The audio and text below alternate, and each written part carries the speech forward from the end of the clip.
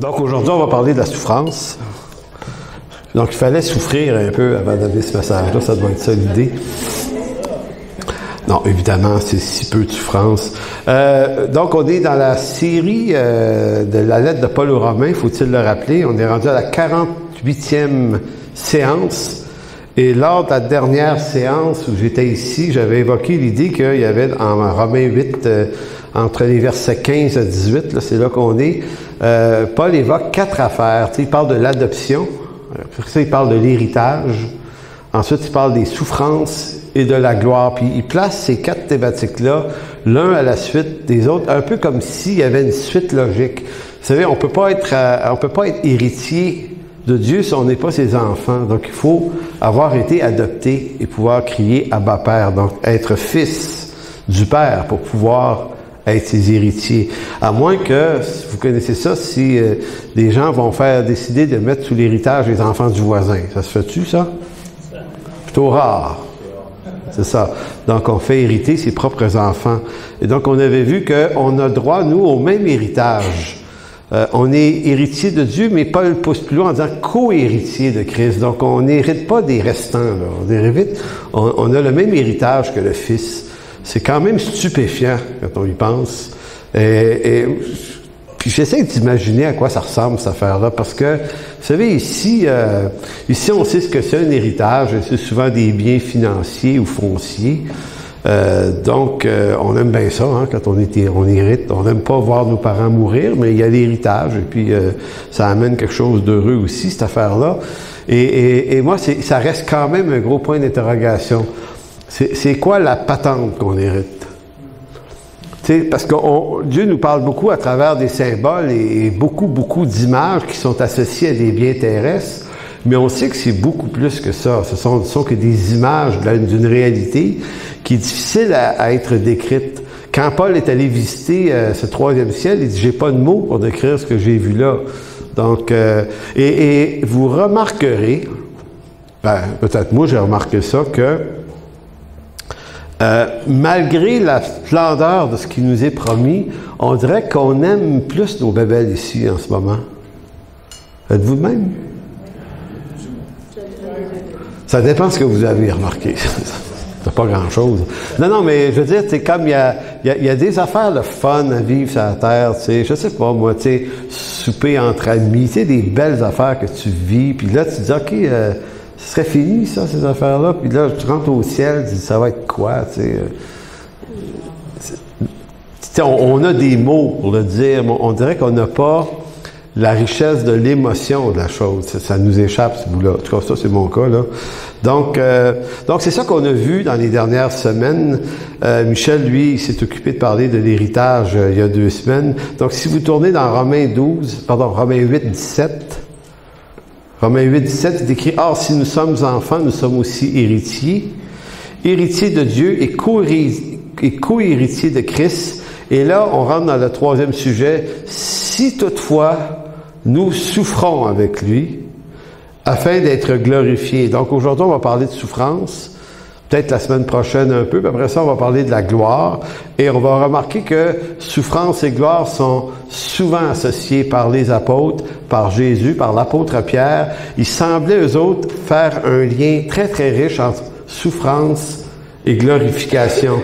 Et en même temps, j'ai comme l'impression que c'est comme une valeur ou quelque chose qui nous échappe. On se parle pas bien de ça dans les églises. On fait partie d'un siècle de jouisseurs. Fait qu'on aime beaucoup plus se parler des grandes choses que Dieu veut faire, des choses glorieuses, comment on va rayonner pour Dieu, notre destinée. Donc on a l'impression que Dieu nous appelle et qu'on ne fait pas partie d'un plan commun, mais il y a un plan de Dieu, mais le plan de Dieu, c'est de nous bénir individuellement chacun. Pas vraiment. Dans l'Écriture, c'est pas dit, ça, ce genre d'affaire. Il n'est pas dit que Dieu nous bénit pas individuellement, mais il n'est juste jamais dit que c'est ça le but. C'est la gloire de Dieu qui est l'objectif. Donc, Dieu va nous bénir collectivement dans son corps qui est son Église, à travers des dons, des appels. Il nous fait participer, mais c'est à son rayonnement à lui. C'est à sa destinée à lui, c'est à son dessein à lui, en vue de sa gloire à lui. Nous, on est rendus participants de cette aventure-là. Le but, c'est Jésus-Christ.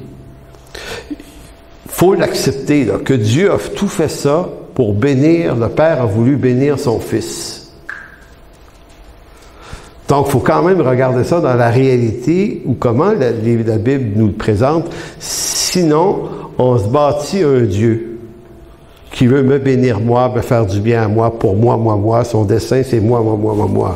Donc, le Fils, le Père et le Saint-Esprit sont au service d'une certaine réussite pour mon succès, en vue de ma destinée, en vue...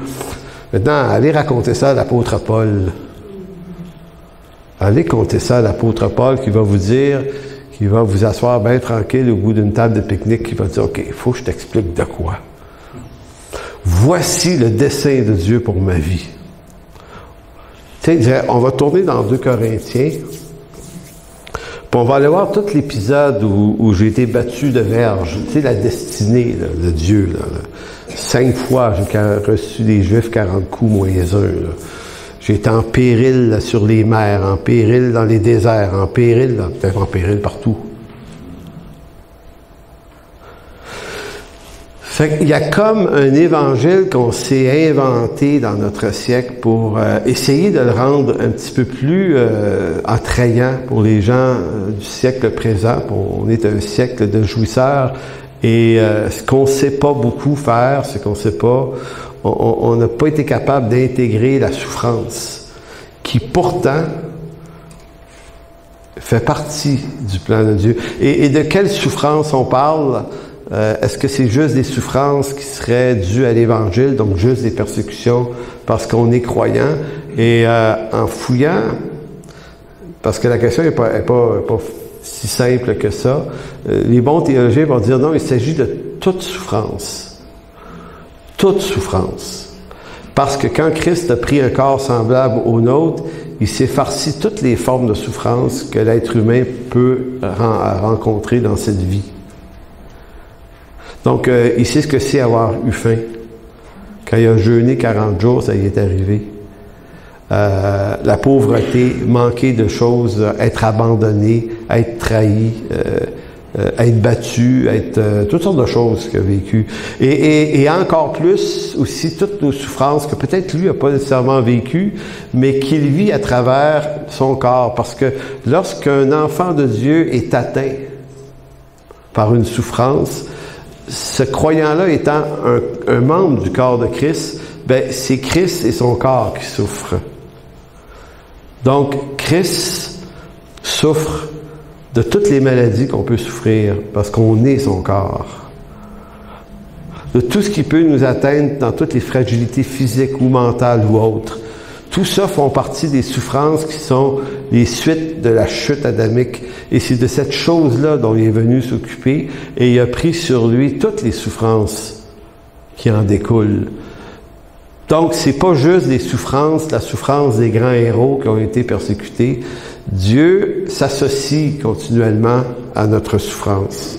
Et verset 18, Paul va dire, « J'estime que les souffrances du temps présent ne sauraient être comparées à la gloire à venir qui sera révélée pour nous. » Donc, pour comprendre le langage de Paul,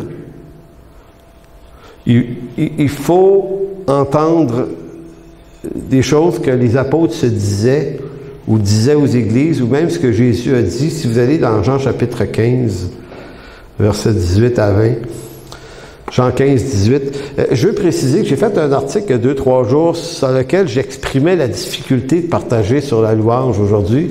Puis il y a des personnes qui m'ont écrit qui n'ont pas compris ce que j'étais en train d'essayer de dire. Il y a quelqu'un qui m'a dit « Hey, je peux te suggérer des bons livres là-dessus? » Et là, vous devez répondre, vous dites « OK, tu comprends pas, c'est pas un manque de ressources, le problème. Le problème, c'est pas la difficulté de trouver les versets puis de parler de souffrance. C'est facile, c'est là, c'est dans l'Écriture, on les connaît, on a amené ça souvent. La difficulté, ce que j'essayais d'évoquer, c'est la complication qu'il y a à être extrêmement authentique et honnête devant un sujet comme celui-là, sachant que même si on souffre ici, en Occident, c'est souvent difficile de comparer ça avec ce que vivent des personnes, d'autres gens dans le monde entier en ce moment. On n'a qu'à penser à la guerre en Ukraine, mais il n'y a pas juste une guerre en Ukraine, il y en a beaucoup ailleurs. Il y a des trucs terribles qui se passent aujourd'hui encore en Afrique, puis dans plusieurs pays du monde. Il y a des chrétiens qui sont torturés à différents endroits, dans quelques régions de la Chine, mais aussi en Corée du Nord, dans certains pays arabes. C'est très, très dur. C'est très dur. Puis il y a des gens que c'est pas des persécutions, c'est pas des souffrances qui sont nécessairement dues à des persécutions, mais qui sont dues à des questions de racisme ou de guerre ou de toutes sortes de choses. Et puis, j'ai réalisé que je comprenais pas grand-chose à la souffrance le jour où je suis allé visiter des pays en Afrique notamment, où j'ai vu des choses là que je pensais pas voir de toute ma vie. J'ai vu ce que c'était regarder des hommes et des femmes qui vivent sous des vrais dictateurs, tu sais, dans certains pays où c'est extrêmement dangereux d'exprimer une opinion. Tu sais, quand je voyais des croyants se plaindre du gouvernement canadien au mois de février là, à Ottawa, ça m'a franchement exaspéré de voir des gens qui vivent dans un pays où quand même coule le lait et le miel avec des grands conforts, des bonnes richesses, des grandes libertés. Je me disais, j'aurais aimé ça les prendre puis les amener dans certains endroits que j'ai vus, que j'ai visités, puis de leur dire, OK, regarde ce que c'est là, être privé de liberté. Puis être privé de tout, puis être persécuté, puis être massacré. À coups de centaines de milliers à la machette. C'est une autre affaire. Donc, pour moi, c'est comme si j'ai comme un sentiment de honte à parler de souffrance comme si on souffrait tant que ça, bien qu'on souffre quand même de certaines affaires. Mais c'est comme à côté de l'apôtre Paul et des apôtres qui ont tous été tués pour leur foi, puis d'une façon extrêmement cruelle. Bien des fois, c'était comme si je voulais exprimer, est-ce qu'on a le droit d'en parler à leur manière? Ben, peut-être que oui, mais on va toujours se garder une gêne pour faire comme si c'était aussi nous qui vivions ça alors que c'est pas nous. On fait partie d'une race, d'une génération de chrétiens privilégiés dans l'histoire de l'humanité. Les chrétiens de l'après-deuxième guerre mondiale en Occident, ça a été que du confort puis de la facilité. Une protection mur à mur de droits et libertés, de pensée religieuse, de penser, de dire, d'écrire, de publier, avec zéro conséquence. J'ai jamais fait ça, moi, un temps de prière, caché dans un sol avec la peur dans la tête qu'on se fasse dévoiler par la police débarque puis nous arrête. On n'a pas vécu ça, nous autres. Mais moi, j'ai connu des gens qui ont vécu ça dans les pays communistes avant la chute du mur de Berlin. C'était dangereux, s'adresser à Jésus, là. Vous voyez, c'est ça, là. Donc, Jésus va dire dans Jean 15, « Si le monde vous hait, sachez qu'il m'a haï avant vous. Si vous étiez du monde, le monde aimerait ce qui est à lui. Mais parce que vous n'êtes pas du monde et que je vous ai choisi du milieu du monde, à cause de cela, le monde vous hait. » Donc, le monde ne vous déteste pas parce que vous êtes des personnes détestables, nous dit-il, mais il dit, il vous déteste parce que je vous ai choisi. Merci Jésus de m'avoir choisi. C'est intéressant parce qu'il n'y a pas de marketing vendeur dans ça. Tu sais, c'est comme, il me semble que c'était le conseiller juridique de Jésus. Tu dirais, Jésus, arrête de dire des affaires de même, ils ne viendront pas. Car les gens t'haïssent, toi, OK, ils vont les haïr, il faut juste pas le dire. Ah, ils vont le découvrir. On va cacher ce bout-là, c'est pas vendeur. Non, c'est incroyable. Il dit, je vous ai choisi du monde, à cause de cela, le monde vous hait. Écoutez, c'est ça qui est beau avec la Bible. Pourquoi elle est vraie? C'est parce qu'elle ment pas. C'est ça qui est beau, parce que si c'était un livre de manipulation, c'est toutes sortes d'affaires que les gars y auraient pensé en disant, regarde Jean, OK, il a dit ça, Jésus, mais toi, t'es quand même responsable de ce que tu écris, là. Tu sais, bon, lui, ils l'ont crucifié, mais c'est pas obligé que ça nous arrive, là, tu sais. Non, les gars sont comme, ils rapportent fidèlement l'Écriture comme elle est. Donc, il dit, verset 20, souvenez-vous de la parole que je vous ai... la parole que je vous ai dite, le serviteur n'est pas plus grand que son maître. S'ils m'ont persécuté, ils vous persécuteront aussi. S'ils ont gardé ma parole, ils garderont aussi la vôtre. Donc, en d'autres mots, Jésus dit, allez annoncer l'Évangile, puis il y en a qui vont vous détester pour ça, puis il y en a qui vont vous aimer aussi pour ça. Donc, moi, je vous envoie, puis ceux qui vont vous aimer pour ça, on sait exactement c'est qui d'avance. Vous allez les rejoindre, ça va être merveilleux, puis ça va être béni. Mais ça ne sera pas évident. Donc, le message de l'Évangile n'est pas apprécié de l'homme naturel, parce qu'au-delà de la grâce du salut, qu'est-ce que fait l'Évangile lorsqu'il est annoncé? L'Évangile sauve dans la condition où la personne sauvée se laisse mettre en lumière sur sa condition de pécheur. Et c'est là qu'il y a un clash. Si tu as besoin d'être sauvé, c'est parce que tu as besoin d'apprendre que tu es perdu. Sinon, tu ne voudras pas être sauvé si tu ne penses pas que tu es perdu. Vous voyez, c'est un peu ça le deal. Jésus n'a pas été crucifié à cause de ses bonnes œuvres. Il a fait des miracles extraordinaires, hein? Des guérisons, des résurrections, des multiplications de pains et poissons. Mais c'est pas pour ça qu'ils l'ont tué. Ils l'ont tué parce que tout son message faisait trembler l'institution du Sanhédrin en Israël. Le Sanhédrin, organisation religieuse très très forte qui consolidait certaines alliances de paix avec le pouvoir romain. Puis, on avait établi quelque chose, là. Puis là, il ne faut pas déranger ça pour pas avoir trop de problèmes, là. Puis Jésus débarque là-dedans, puis lui, il leur dit pas que c'est pas correct qu'il y ait des alliances. Il s'est jamais mêlé de ça. Il a même pas essayé de dire « Hey, vous devriez vous affranchir des Romains. Touche pas à ça. Il n'est pas dans la politique des choses. Il va beaucoup plus loin que ça. Fait qu'il leur révèle à tous ces hommes qui dirigeaient l'État que toute leur réussite, là, et c'est Paul, par la bouche de Paul, qu'on l'entend le mieux, il dit « Toutes ces choses qui étaient pour moi un gain, j'ai été regardé comme une perte. » Donc, ils étaient de la race de Paul. C'était tous des Juifs, nés d'Hébreux circoncis le 8e jour, de la race d'Israël. Paul était de la tribu de Benjamin, mais eux de toutes sortes d'autres tribus. Donc, établit un système basé sur une justice tout à fait correcte. Mais ce que Jésus vient annoncer, c'est que maintenant, on va instituer une nouvelle affaire. Le peuple de Dieu, le royaume de Dieu, qui ne reposera pas sur cette institution-là. Puis ils n'ont jamais été capables de prendre ça. Jamais été capables de prendre ça. C'est comme tu es en train de nous dire là, que ce dans quoi on a mis toute notre énergie depuis des générations, là, on s'est battu pour ça, là. Vous savez, il y a eu des guerres dans les siècles avant là, pour sauver Jérusalem. Là. Il s'en est passé des affaires. Là.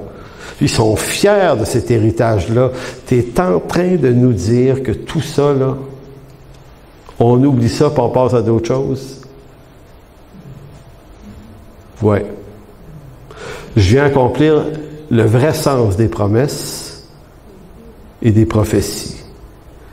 Mon royaume n'est pas de ce monde. Pardon? Non, il dit, mon royaume n'est pas de ce monde. L'Église, une autre affaire. Insulte par-dessus toutes les injures, les païens qui n'ont rien bâti pantoute, qui n'ont pas forcé là-dessus pantoute, vont participer à la même grâce que vous autres. Ça va être gratuit. C'est le fun de recevoir gratuitement quelque chose quand c'est vraiment une grâce, tu n'as rien fait pour. Mais si tu es le gars qui travaille sur la patente, là, de génération en génération pour le mériter, là, tu sais, si tu en as fait des sacrifices pour ça, puis tu te fais dire que c'est gratuit. Je sais pas si vous comprenez la frustration puis la colère est humainement perceptible et compréhensible. Là.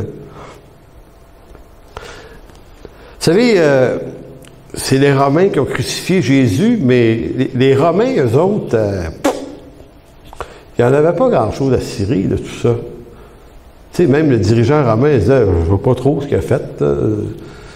Il l'accuse par rapport à des trucs relatifs à leur loi. Ah oui, ben, il écoute Jésus parler, c'est comme, je trouve rien de coupable. Là. Il se dit le roi des Juifs, l'autre, ça nous dérange pas bien, quand les gars se disent quelque chose comme ça, là, on comprend pas trop c'est quoi l'injure dans ça. Puis en passant, faut pas penser qu'ils sont plus coupables que nous, ces gens-là. On aurait été des leurs si on avait été là. On est pareil, on est tous pareils. On aurait participé au même débordement, aux mêmes convictions. On aurait cru que ce qu'on fait est tellement excellent qu'il n'y a personne de mieux que ça, puis on est les meilleurs, puis c'est comme ça. Donc c'est tout le problème. Si on revient à l'idée de la souffrance, ben Jésus est venu souffrir, puis moi, ben c'est une question que je me pose depuis que je suis sauvé, cette affaire-là, c'est pourquoi faut-il que ce soit souffrant? Je comprends que Christ devait mourir à la croix et souffrir, là, c'est pour nos péchés, mais c'est après ça, pourquoi Jésus dit, ben, si vous ont persécuté, s'ils m'ont persécuté, ils vont vous persécuter aussi.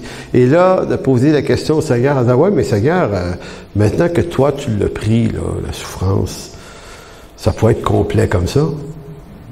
Puis nous autres, ça pourrait juste bien aller. Tu sais, il est souverain, là. Oubliez pas qu'il fait ce qu'il veut, là. Tu dis, pourquoi tu gardes ça rough de même? Pensez pas pourquoi... Ben, c'est qu'on est dans un monde qui est sous la malédiction du jugement de Dieu depuis Genèse 3. Il y a une malédiction, puis la malédiction appelle la souffrance pour l'homme et la femme. Dieu n'est pas venu de nous sauver, n'est pas venu nous sauver de la condition humaine et terrestre, mais de la condition pécheresse. Ça signifie qu'on va continuer à avoir une vie de souffrance autant que les gens de ce monde. On va souffrir aussi. Puis la seule différence entre leur souffrance et la nôtre, c'est que la nôtre, elle est réhabilitée par un nouveau sens. Aucune de nos souffrances est inutile en Jésus-Christ. Il participe à chacune de nos souffrances. Il l'endure avec nous. Puis il lui met un poids éternel de gloire à cette souffrance-là. Fait que comme s'il dit, vous allez souffrir, mais ça va être bon. Ça va être bon pour plus que simplement les choses ici-bas. Colossiens 1,24, Paul a dit, je me réjouis maintenant que dans mes souffrances pour vous, et ce qui manque aux souffrances de Christ, je l'achève en ma chair pour son corps qui est l'Église. Ce qui a fait dire à certains que le salut était aussi par les souffrances. En d'autres mots, Christ a souffert un bout de la chose. Et toi, tu as ta part de souffrance à prendre si tu veux être sauvé, mais c'est pas du tout ce que Paul est en train de dire. Ce qu'il est en train de dire, c'est que Christ a souffert. Il est lui la tête de l'Église. L'Église, c'est son corps. Donc, Christ est toujours au milieu de nous, sur cette terre, à travers son Église. Donc, si lui a été attaqué, haï par l'homme, tout ce qu'il y a de naturel en l'homme, bien, ce qui est de lui ici va l'être tout autant, puis il l'empêchera pas. Puis il va lui donner du sens, puis il va lui donner un poids de gloire à ça. Parce que c'est dans cette humanité souffrante que ça se passe. Il n'y a pas de raccourci. Faut le vivre. Ça vient avec. Ça vient comme ça. Donc quand Paul souffrait, il se disait, ben c'est normal, je suis de ce corps et ce corps est appelé à souffrir. Donc, je complète les souffrances qui sont celles de ce corps. Puisque Christ est persécuté, l'Église qui est son corps sur cette terre ne peut qu'être persécutée. Et comme je vous disais, on se parle de quelque chose qu'on n'a pas vécu. C'est ça qui est gênant. On ne sait pas ce que c'est vraiment, nous autres. Fait qu'on est en train de se dire que c'est déjà arrivé à du monde, ça. Mais il faut être en train de se dire aussi qu'il y a des vents contraires à l'horizon dans ce monde. On le voit bien. Il y a une montée tranquille d'un antichristianisme qui s'installe en Occident. Ça fait peur. Je pense qu'il faut arrêter d'avoir peur de ça. Il faut l'anticiper avec le courage d'un enfant de Dieu, en sachant que le jour venu, Dieu nous donnera toute la grâce qu'il faut pour vivre ça avec lui, parce qu'il y en a des millions avant nous autres qui l'ont vécu, ça. Et la souffrance qu'ont vécu ces gens-là a été une richesse de Dieu dans leur vie. Donc, encore là, à quoi bon la souffrance? Bien, la souffrance, ça semble être quelque chose, le vecteur d'une profondeur de Dieu qui ne vient que par la souffrance. Paul, tournez pas dans 2 Timothée 3, mais je le cite pareil, 2 Timothée 3, 10, qui va dire « Quelle persécution n'ai-je pas supportée, et le Seigneur m'a délivré de toutes. Or, tous ceux qui veulent vivre pieusement en Jésus-Christ seront persécutés. » C'est comme ça. Encore là, on se lit ça et on se dit « OK, il paraît. » Puis en même temps, est-ce qu'on est capable de dire « Ouais, moi j'ai été très, très, très persécuté. » Ben, tu sais, à part ta mère qui était pas contente le soir que tu lui as appris que tu étais devenu chrétien, là, je sais pas si ça vous est arrivé. Tu sais, même nous, Gilles, on n'a même pas vécu ça. Hein? On dit à nos parents, on est chrétiens. Pardon? On est chrétiens. Ah! C'était comme, bon. Puis, on a arrêté de consommer, hein, ils ont remarqué ça, tu sais, nos vies sont devenues stables. Fait que mes parents, quand ils parlaient de ça, ils disaient, ouais, écoute, c'est une bonne affaire, ça. On est à l'église des fois, ouais.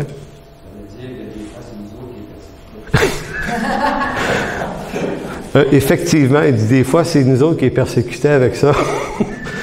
Mais, comment vous dire, pendant que moi et mon frère, on a vécu ça de façon très soft, perdu quelques amis là, dans le monde qui disaient qu'on était des crétins, non pas des chrétiens. Là, puis là, tu dis, ben, c'est pas...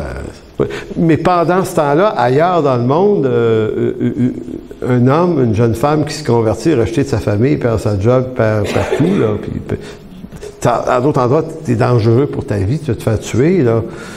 T'sais, mais nous, c'était comme pas grand-chose, mais vraiment pas grand-chose. Ça, je vous dis, on dirait qu'on sait pas, on n'a pas appris. On n'a pas appris à souffrir.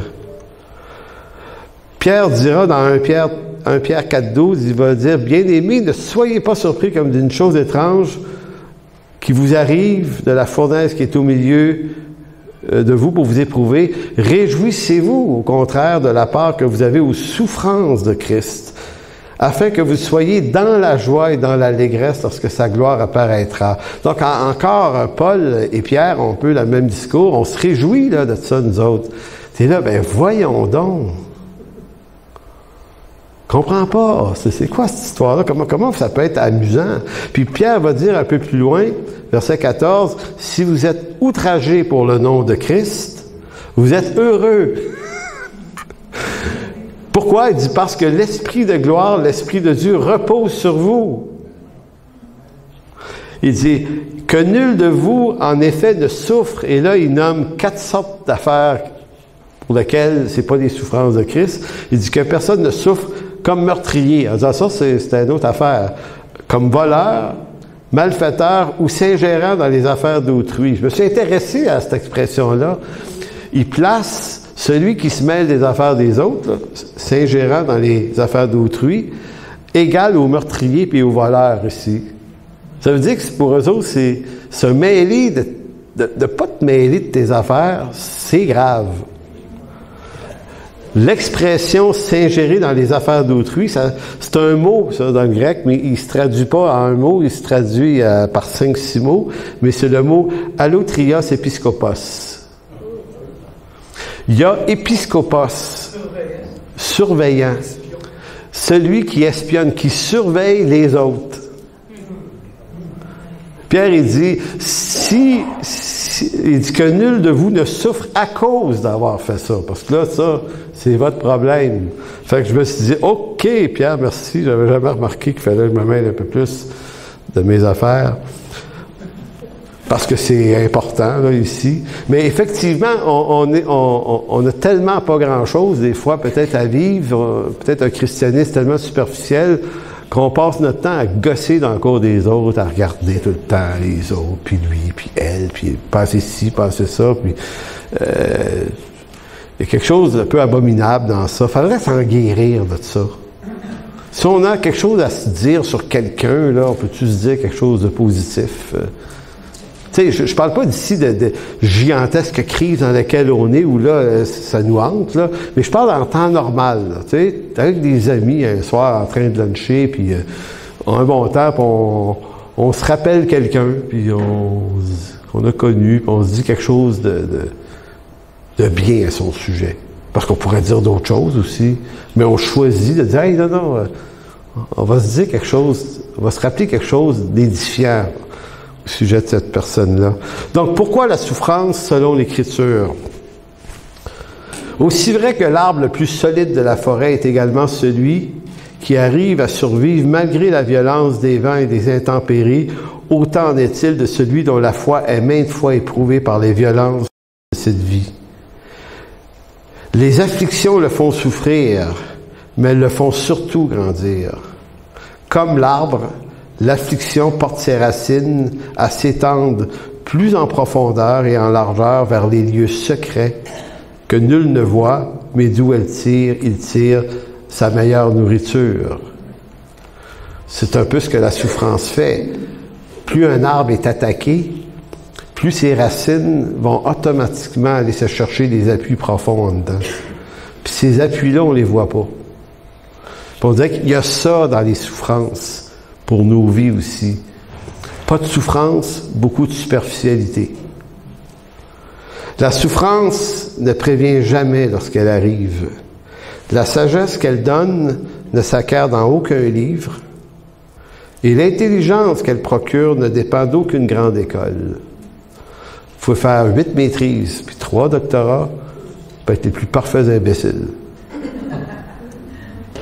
Mais on n'est pas contre. C'est juste que la souffrance, elle va aller chercher de la profondeur. Non, c'est dans l'arène cruelle de l'expérience humaine que la souffrance enrichit ceux qui se laissent dompter par son marteau et son enclume. On ne choisit pas la souffrance, c'est elle qui nous choisit. Elle est imperturbable, radicale, quelquefois même sans pitié. Mais curieusement, elle est aussi généreuse des bons fruits qu'elle laisse par la suite. Et on ne le dira jamais assez. On déteste la souffrance pour la douleur qu'elle amène. Puis quand on y réfléchit, là, les mois, les années qui suivent, on commence à voir l'utilité que ça a eu. Vous savez, j'ai peut-être déjà dit ça une fois, mais il y a à peu près 15-20 ans de ça, j'ai commencé à me dire, comme bien des chrétiens, que je trouvais que j'étais extrêmement superficiel avec le Seigneur. Et puis, je suis sûr que vous avez fait cette prière-là souvent aussi, où tu dis, Seigneur, j'aimerais ça te connaître plus. Tu sais, il y avait un chant qui disait « Seigneur, encore plus de toi », tu sais, puis je voudrais mieux, puis plus, puis là arrivait dans ma tête l'idée « Oui, mais Seigneur, en même temps, j'aimerais ça te connaître plus, sans que je sois obligé de faire un face-à-face en auto, mettons, puis me casser les 8 membres du corps, puis retrouver à l'hôpital dans un plâtre pendant 8 mois. » J'ai cette image-là, moi. J'ai tellement entendu de gens qui ont vécu des choses extrêmement dures, puis qu'après ça, ils te parlent de l'enrichissement de Christ à travers l'événement. Puis moi, j'étais là, oui, mais Seigneur, y a-tu moyen de te connaître? En éloignant la coupe. Ouais, en éloignant la coupe. Peux-tu garder mes os comme ça, là, intacts? Pas être malade, pas de cancer. J'aimerais ça, moi, vivre sans santé. Va te glorifier plus en santé, je suis sûr. Et il m'a jamais répondu vraiment. Mais il est arrivé des temps durs. Il en est arrivé des solides à part de ça. Puis déjà maintenant, on est capable de se dire, OK, ça a été rough, mais il y a des richesses là déjà qui apparaissent. Il y a comme un bien-être, il y a comme des fruits, il y a comme des profondeurs. On a l'impression que les racines aussi sont allées chercher plus loin. Puis on dit le principe est bon. Mais en même temps, et là je m'en vais vers la fin, c'est une hypothèse que je pose, OK? Elle n'est pas réfléchie, là. Ça n'a pas 24 heures, mon hypothèse. C'est que j'ai comme l'impression que la souffrance accélère la volonté de Dieu dans nos vies. C'est-à-dire qu'on marche avec Dieu, on se convertit, on fait sa volonté, on lit la parole, on va à l'église, on prie, on chante, on fait des affaires que tout un chrétien peut faire sans difficulté, là. Tu n'as pas de prêt à payer pour faire ça. Tu sais, c'est être un peu moins paresseux, puis juste se donner un peu un coup de pied derrière, puis y aller. Mais ça, c'est la volonté générale de Dieu. Maintenant, arrive dans la vie que le Seigneur peut avoir une vocation, un appel, une mission, quelque chose, là. Et tu voudras pas y aller dans cette place-là. Tu veux pas. Alors, qu'est-ce que Dieu fait dans ce temps-là? Qu'est-ce que Dieu fait à Jonas? Tu sais, je suis pas un bon gars, Jonas. Mais Dieu veut l'envoyer à Nénive, c'est ça? Il veut pas. Donc, quand Dieu a une mission pour ta vie, puis tu veux pas y aller, il va t'amener.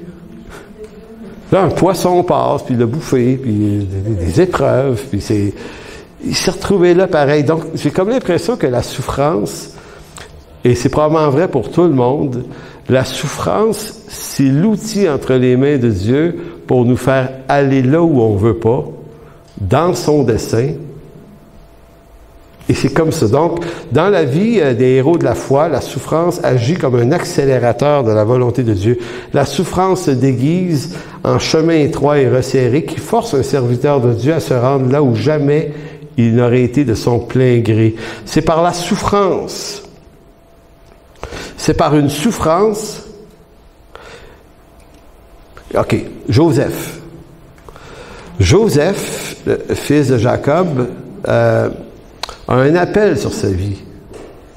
Il faut que lui, il se retrouve en Égypte, dans un poste de direction qui va permettre à Dieu de souverainement sauver ses frères et sa famille beaucoup d'années plus tard d'une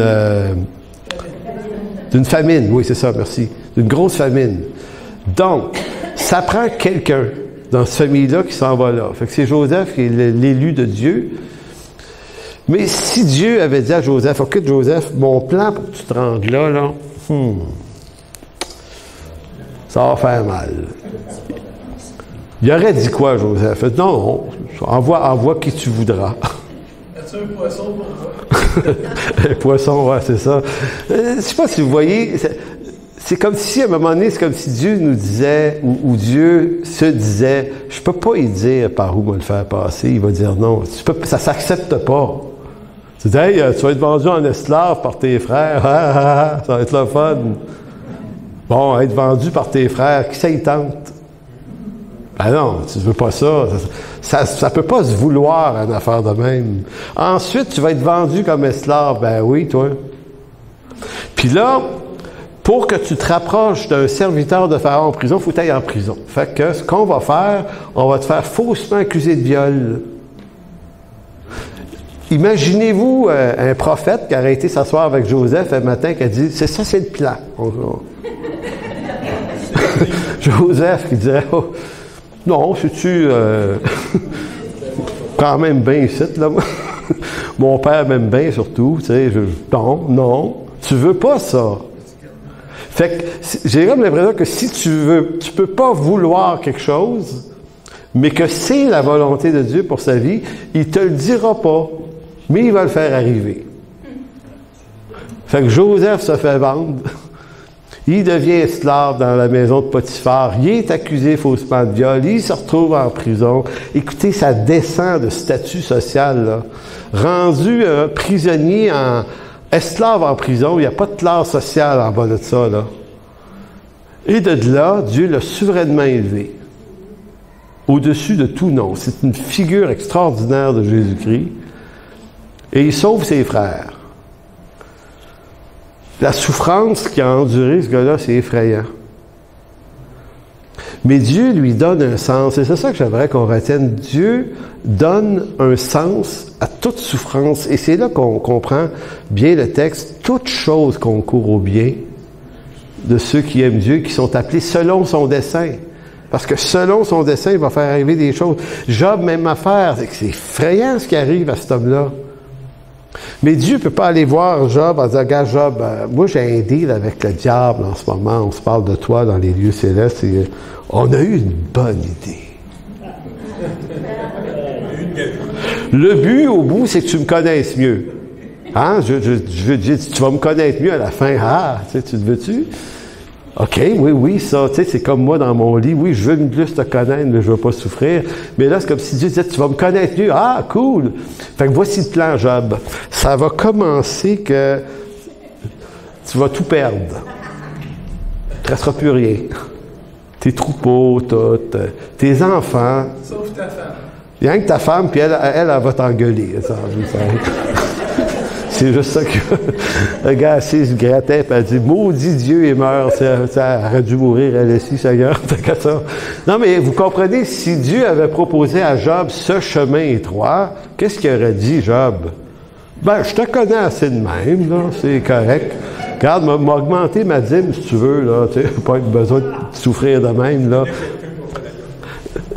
Non, mais voyez-vous, tu peux pas vouloir ce chemin. Tu peux pas le vouloir. C'est la même chose pour Daniel à Babylone. Tu peux pas vouloir être amené en esclave en Babylonie puis te retrouver comme être obligé de servir dans les palais d'une gang de tyrans qui ont assassiné ton peuple, une partie de ta famille, peut-être à Jérusalem avant de partir. Tu peux pas vouloir ça. Mais qu'est-ce qui se passe si Dieu le veut puis il dit, oui, mais moi là, c'est ta mission. Fait que je vais faire une chose avec toi, je te dirai pas pourquoi, mais je vais faire arriver des choses dans ta vie, puis ces choses-là vont servir ma gloire. Tu ne le comprendras pas sur le coup, tu vas le comprendre longtemps après, mais ce que je vais t'avoir fait vivre, ça va concourir à ton bien, et au bien de plein de gens qui m'aiment. Donc, c'est un peu l'hypothèse de la souffrance est comme un vecteur par lequel Dieu nous fait marcher dans son dessein, mais la partie de son dessein qui nous dépasse. On ne peut pas dire oui à ça, et Dieu va nous y amener quand même. Éphésiens 1,11 va dire, « En lui, nous sommes devenus héritiers, ayant été prédestinés suivant la résolution de celui qui opère toutes choses, d'après le conseil de sa volonté. » Avez-vous entendu ce qui vient d'être dit ici, là? On est héritier, prédestiné suivant la résolution de celui qui opère. Il a opéré dans la vie de Job, dans la vie de Joseph, dans la vie de Daniel, dans la vie de Moïse, dans la vie de David, dans la vie de toutes ces... Et dans vos vies, il opère toutes choses d'après le conseil de sa volonté, afin que nous servions à la louange de sa gloire. Donc, c'est pour ça qu'on est là. Pour sa gloire. Mais Mais vous allez dire, ouais, mais c'est juste ça. Non, non. Sa gloire, il nous la donne aussi en héritage. Donc, on va participer au festin de tout ça un jour dans son royaume.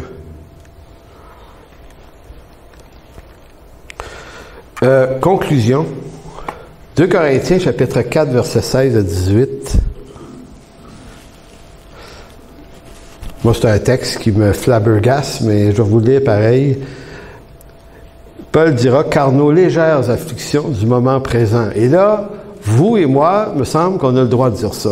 On a des afflictions qui sont légères, mais Paul dit ça dans 2 Corinthiens, la même lettre où il explique avoir été flagellé 5 fois. Lapidé, abandonné, emprisonné. Et Paul traite ses afflictions de légères. Fait que quand je lis ce texte-là, je me dis toujours, donc de quel poids sont les miennes? Mais au fond, c'est pas important. C'est absolument pas grave. En d'autres mots, c'est pas une question qu'on est moins méritant parce qu'on a enduré moins, puis on n'est pas des vrais parce qu'on... Non, on a vécu et on a à vivre exactement ce que Dieu veut qu'on vive selon son dessein. C'est correct. Donc, on n'a pas à se traiter d'imbéciles, là.